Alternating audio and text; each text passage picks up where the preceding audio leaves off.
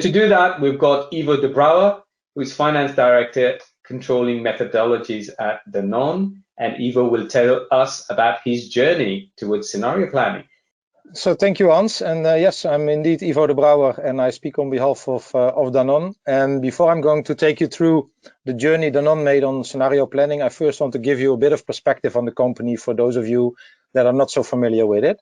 So if we look at the size of the company, it's a big multinational company, as you can see here, with over 100,000 employees and operating actually across the world. And some of our biggest countries you can see to the right on this slide.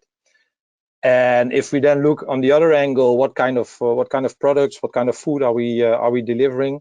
So we traditionally operate in three bigger product divisions, where the first one is specialized nutrition. In the portfolio, we have infant nutrition and we have medical nutrition. In the middle block, you see dairy-based and plant-based products within yogurt, dessert, and drinkable categories. And lastly, to the right, you see our waters division. So that is a bit the scope of products we are covering. Then moving over to the journey we have made in scenario planning, which is very much in line, a bit more detailed with what Hans just actually explained. And if I go very far back, and I can tell from my own experience, as I've been more than 20 years in Danone, but really in the past it was quite easy to predict the outside world and to predict what we were going to sell. And even in some possibilities, companies could define the future, let's say. So at that time, we created a yearly budget, and we made every now and then an update against the budget, and we explained the variances. That worked quite well until we identified that the world was continuously changing and changing. And at that stage, we said two things, actually. Firstly, just a yearly budget is not sufficient enough to really prepare for the future. So on top, we created a midterm, let's say 3-year mandate as well. And for both the budget and the mandate, we started with our first scenarios, but it was based on risks and opportunities and how they could, in the end, valorize. Again, that worked well for quite some time until we saw the world around us developing into a VUCA world. And VUCA stands for volatility, uncertainty, complexity, and ambiguity. And in this world, we saw that just taking a picture of one calendar year actually doesn't make sense if you want to build your organization and if you want to take the right decisions going forward.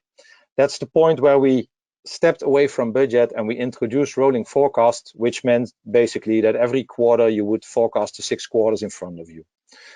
On top, still for scenarios, we managed through risks and opportunities.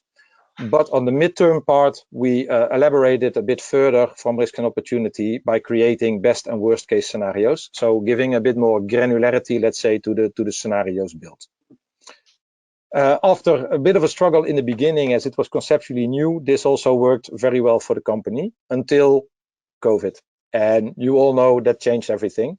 So what we learned on the one hand was that all the effort we spent before on making forecasts and scenarios could all be thrown away because it didn't make sense 2 months later. And secondly, it also opened our eyes that we should be more prepared for the future as a company. So that future has to do, on the one hand, with agility. So how can you prepare yourself to be able to adapt when you need to adapt, but also about understanding business. So with which kind of data sources can you combine into the best possible information set for your business partners? And lastly, to be able to act quickly, you must be close to business as well. So we looked actually both at our scenario planning processes, but also at our organization. And I will come back to that in a later stage. But let me first give you some highlights of the rolling forecast process as we had it. So basically, there are two steps. On a monthly basis, we forecasted 6 quarters for financial KPIs in a finance to finance discussion. And then on a quarterly basis, we took the same period of time looking forward, but we created a way more detailed scenario or forecast with all the financials. And that was the outcome of a business-to-business discussion, ultimately going to the general managers. For both of these, in the end, the scenarios on top were managed, as I said, through risks and opportunities. So this process had its benefits and also had its downsides. So if we look quickly to the next one, to the benefits, then in big blocks, the one big benefit is that you have always a forecast available when you need to understand, okay, how do we predict our future when we need to take an important decision? And secondly, having the discussion with all business partners on a regular basis also means that together all functions in the company are aligned on a forecast and are having the right discussions together. So very valuable process. On the other hand, it is a very time-consuming process as well. So sometimes, certainly in the finance functions, you have the feeling that when you finish your previous forecast, you're already starting in your next one without having the possibility to truly understand what it means for business. And a second point, which already mentioned, is that when a big crisis comes up, like COVID or another disruption, you can throw away the scenarios and you can start all over because nobody could foresee this from happening. So then looking at, okay, so what did we do to update this process and to adapt ourselves as a company for the new reality after COVID? So I want to share with you 4 main axes of what we have been internally preparing for tomorrow in the company. So first thing which is important, if you really want to be business animating as finance, and for us that means using the information you have as finance and translating it in such a way that your business partners can take the best decision for the future of the company, you need to combine as many data sources as you can. So we want to link all our different internal databases and external databases into one set of knowledge. And to be able to do that effectively, we worked on 2 angles. Firstly, you must make sure that hierarchies on product, on brands, on customers are the same in the different data sets, because otherwise you cannot aggregate them in a sensible way.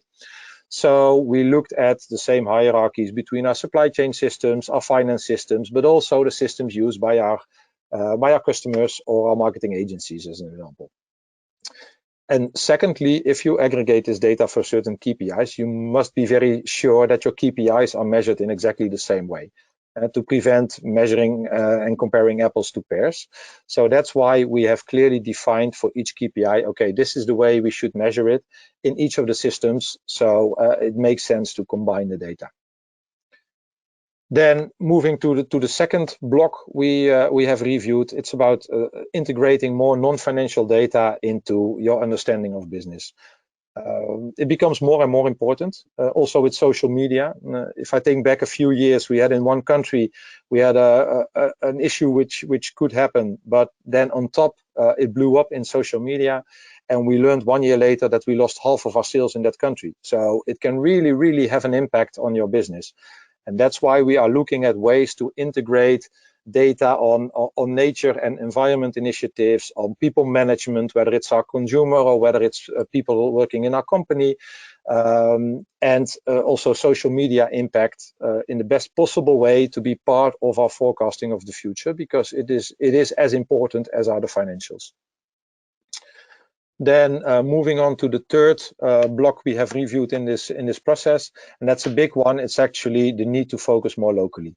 And the need to focus more locally is for 2 reasons. Well, one is outside ourselves, in the world around us, we see that economies tend to be more and more locally driven, and that can be by governments. It's also the perception of the consumer, but that's an ongoing trend. And secondly, also being organized more locally means that you can be quicker in taking the decisions, understanding your local markets. So we are in a big project which to decomplexify our matrix organization with a big impact on our people actually. But from this perspective, it makes sense. And the matrix we had was on the one hand building from a country organization to a region to the company, and on the other hand it was cross-sectioned by the 3 product divisions as I showed in the beginning. So it means in one country you have actually 3 organizations next to each other.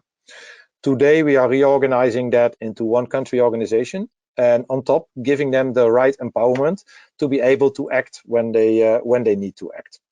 So that is a big topic.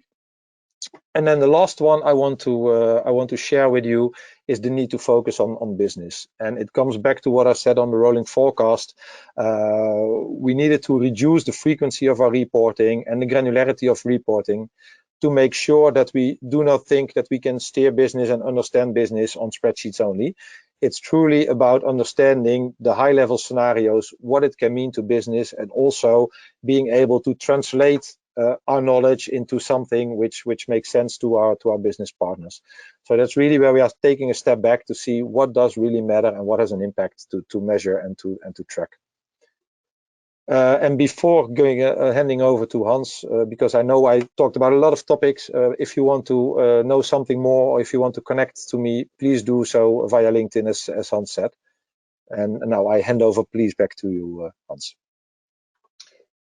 Ivo, thank you very much. Great presentation. I really like the way, you kind of took, shared with us the whole journey, but of course the evolution of the planning within, Danone, it's fantastic.